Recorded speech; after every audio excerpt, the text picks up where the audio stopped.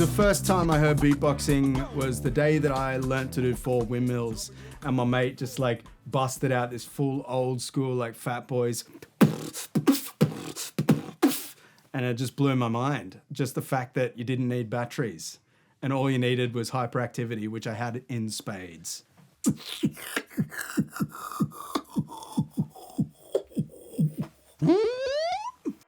I guess the thing I love most about creativity, in art in general, whether it's music or writing or painting, there's just so many different combinations of different elements to create the effect that you're after. I think like the most creative part is not necessarily about the finished product, it's the combination of all the elements that's the really kind of driving thing for me, like finding different elements that work. Obviously, technology for me is a great middleman from getting my ideas out of my face and onto a computer, to be able to record it. And especially layering is something that I've been really, really gravitating towards the further I go into music. Specifically the way that things work, different layers relate to each other. And so like looping is a great tool for me because I get to experiment with that. And I mean, sometimes the fidelity's not great, but it's good to explore different harmonies, how different instruments work with each other. Yeah, I mean, technology's great. I'd just be a literal one-man band without it. So I think for me, it's been really helpful because it's saved me from having to clone myself. A lot of the time, I think that I find the most inspiration in silence, because I spend so much time surrounded by music and sound that my brain does more work when it doesn't have any of that outside influence, and it just gives me a bit more hunger to get back into the studio and try things out. So it's hard to say where I get most of my inspiration from, but I would say like silence and nature, the lack of sound, is what drives me to create more of it. A lot of my approach to sound design, like vocal sound design, is in textures, like finding a fundamental of a sound and then adding harmonics or overtones or noise. That's the stuff that I really find exciting, is like finding layers of things with different, filling the whole spectrum and then stacking it up. So I guess a lot of that sound comes like from exploring that and finding all those bits of noise.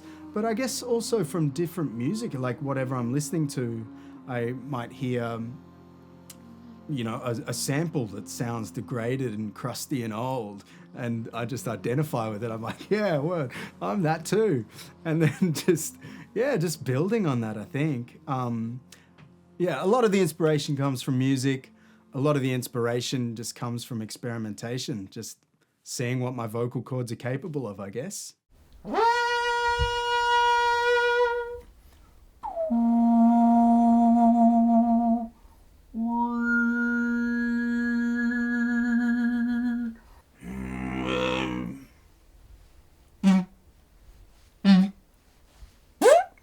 And now I just have my own sample bank that I created so quickly.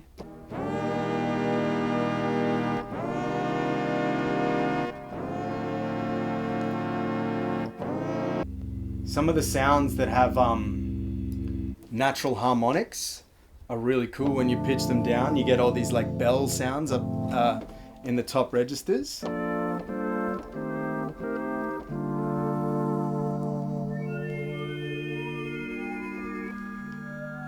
For me, having good monitors is just an essential step for extending my ears.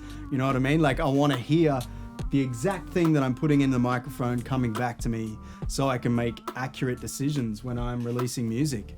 And that's how I want people to hear my music, exactly how it's put in. So, this is the third rung on my ADAM ladder. I've been steadily climbing and moving up the models, and it's all I use. Sometimes I like to experiment with like kind of different whistle tone stuff, like I guess I end up just wanting to fill the entire spectrum any means possible. And sometimes that means totally emasculating myself and just giving up on growing a beard.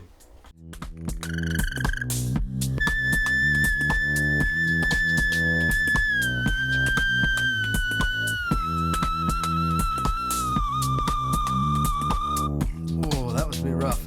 But it did have some cool artifacts in it. Might sound cool when it's stacked up. Yeah, I mean, growth is a hard thing. It's like, how do you quantify growth as a musician? Does that come with success, or does that just like a little notch that you have in your brain? But I think for me, it's just attaching myself to new projects, trying new things. Like I've been doing a lot of sound design for video games, like voicing characters, and I did like some music for a silent film the other day with Ben Walsh, which was really cool. That was like a vastly different approach to playing a festival set or something. You can lean more into the weird and the wonderful stuff, which I'm really excited about. That kind of thing is just finding odd shit that works, pitching it up and pitching it down.